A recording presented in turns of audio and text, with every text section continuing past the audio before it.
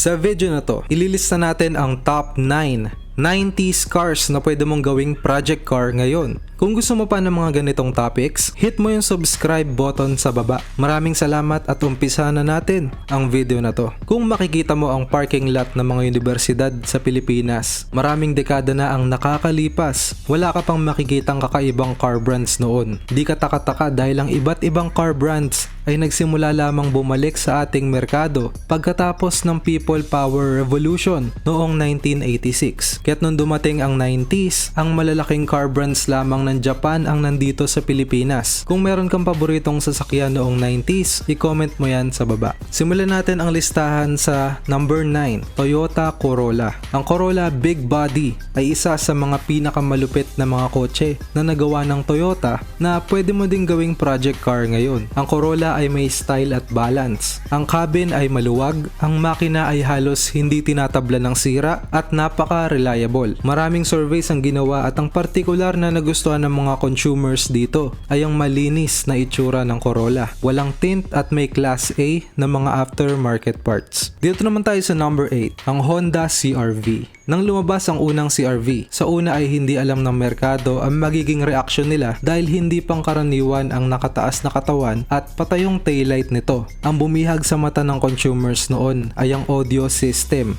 ng Kenwood na nasa loob ng CR-V na may maraming kulay at ilaw na mukhang futuristic. Ginulat din tayo ng CR-V sa sobrang tibay ng makina nito, kaya naman isa din ito sa mga go-to project cars dito sa Pilipinas. Sa number 7 spot naman ay ang Toyota RAV4. Tulad ng Honda CR-V, ang mga tao ay hindi sanay sa idea ng isang crossover vehicle. Isang sasakyan na mas matangkad sa isang sedan na kotse, ngunit hindi pa sa kategorya ng SUV. Gayunpaman, ang chunky na disenyo ng RAV4, all-wheel drive system at malakas na 2.0 liter na makina ay may bahagi sa mga puso ng mga car enthusiast. Kung gusto mo ng isang crossover project car, i-consider mo ang Toyota RAV4. Number 6, Nissan Zefiro. Ito ay isang mid-size sedan at ang A31 series na Zefiro kasama ang RB24 na inline 6 engine. Ang parehong serye na ito ay nagpapagana sa Skylines at ang configured back wheel drive ay tanging sedan na pinapayagan ka magmukhang cool sa isang executive car. Kaya naman ito ang ginagawang project car ng mga car enthusiasts kung gusto nila magmukhang VIP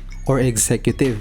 Number 5, Nissan Sentra. Bago ginulo ng kasosyo nitong Taiwanese na si Yulon, ang Nissan noong 80s at 90s ay sikat na car brand na at may mga hindi malilimutang mga modelo tulad ng Pulsar, California at Sentra. Ang huli, ang Sentra, ay kilala sa advanced na ECCS engine at ang isang tampok na feature nito ay ang ABS o ang anti-lock braking system. Ito ay malaking bagay noon. Meron din itong maalamat na engine na SR20. Isama mo na din ang Sentra sa pagpipilian kung gagawa ka ng project car mo ngayon. Sa number 4 spot, Mitsubishi Galant. Ang ika-6 na henerasyon na Galant na lumabas noong late 80s ay kaakit-akit, lalo na ang variant ng GTI. Ngunit ang ika-7 generation na modelo ay dumating na may V6, isa sa mga unang 6-cylinder na inirelease dito sa Pilipinas. Maaaring sabihin ng iba na ang 80s ay ang kasagsagan ng Galant na kotse dito sa Pilipinas. Kung medyo pang racing type na project ang hanap mo, i-consider mo itong Mitsubishi Galant. Sa third spot natin ay ang Mitsubishi Lancer. Ang itlog at pizza Mitsubishi sedans ay madalas nang gawing project cars ng mga Pinoy. Ang mga palayaw na ito ay nagmula sa hugis ng kanilang taillights at naging popular dahil sa lakas ng kanilang 1.6